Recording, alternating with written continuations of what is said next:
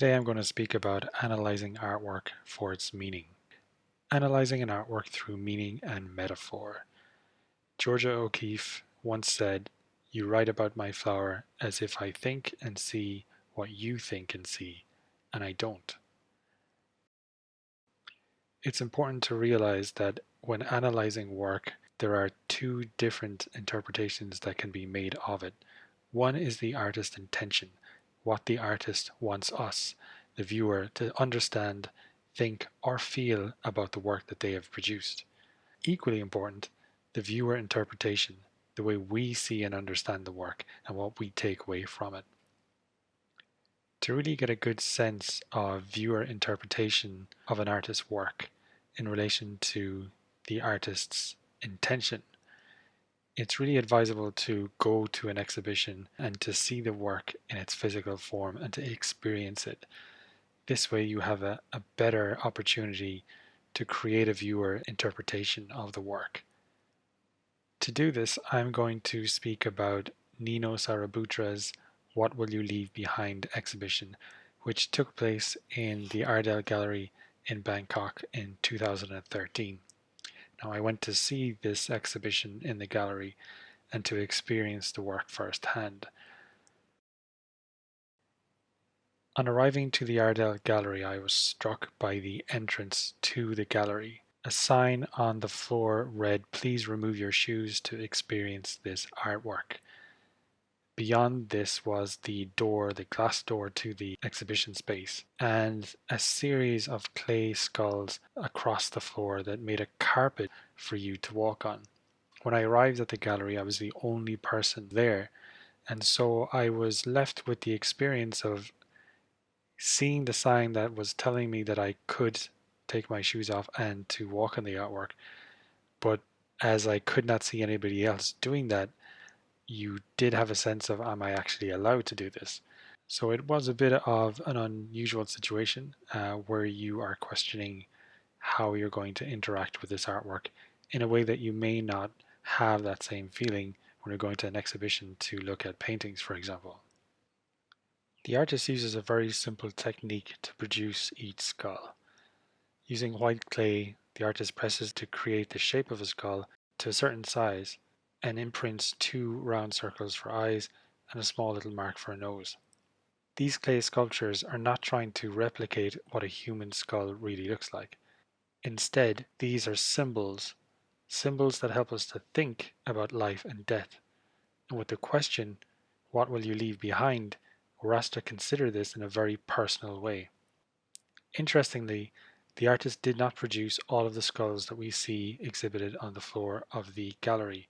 Instead, friends, family members, and neighbors helped the artist to produce these thousands of individual skulls.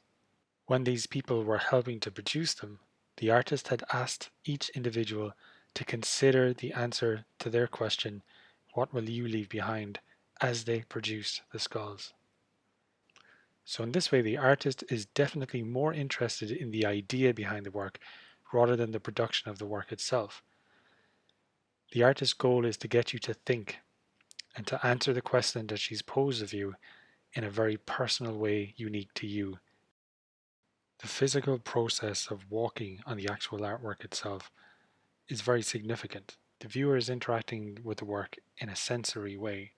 In other words, the viewer's experience of walking on the skull highlights the fact that their sensory experiences are there. They have the sense of touch. Their nerve system is working. Their skin and muscles are working to carry their body across the floor. All of these things are aspects of ourselves that cease to exist after our death. And so the idea of us being able to experience through feeling the physical walking on the artwork helps to highlight the fact that we're looking at skulls, which are the artifacts of human beings, of human life. This is what's left over when we're gone. This is what we leave behind. However, the meaning behind the work does not end there. It's important to consider the artist's intention. In an interview with My Modern Met, Sarabutra says, "I don't see the skulls as images of fear or sadness. They are liberating. Look at all the opportunities, all the lives you could live. how serious your life is, then go out and make the most of it. In that sense, the skulls are not individual lives themselves. In fact, they're individual opportunities within your life. So she's connecting with the viewer as an individual and showcasing the debts that we have in our own life on a daily basis, the debts of time that passes, the debts of relationships that change, the growth cycle, everything that happens where we move forward and leave behind more and more. So, in that sense, it's a case of grasping the opportunities of the possibilities of your life rather than a focus necessarily on death alone. This is also backed up by heart-shaped plates that are hanging on the walls of the exhibition that encourage viewers to act now and do today. While this does give us a positive message on life itself and the opportunities within it, it's difficult not to return to the theme of life and death. One of the things I noticed when I walked into the gallery, walking on the floor is an unusual experience with these skulls under your feet. As more and more people entered the gallery space and seeing those people react to the sensation of stepping on the stones and laughing and giggling, it suddenly becomes a bit playful. And you tend to kind of revert to almost childlike curiosity about the unique situation you're in. But what happens over time is that the sensation of the skulls on your skin, on your foot, and the pressure you're putting down on it begins to hurt. And so you start to move through the gallery quite quickly to try to get through the rest of the pieces in order to leave. And in that sense, the experience of going through the exhibition in itself is similar to the life cycle. There is the exuberance and enthusiasm of youth, and then the physical sensation of wearing down over time. In life, we never know which of our next steps will be our last. And in that sense, when you leave the gallery floor, it's a different experience and the end of a previous one. And so, in many ways, the physical interaction with the work is replicating life on many different levels and allowing you to think more about your interaction with your own life as well as your interaction with the gallery and the artwork on show.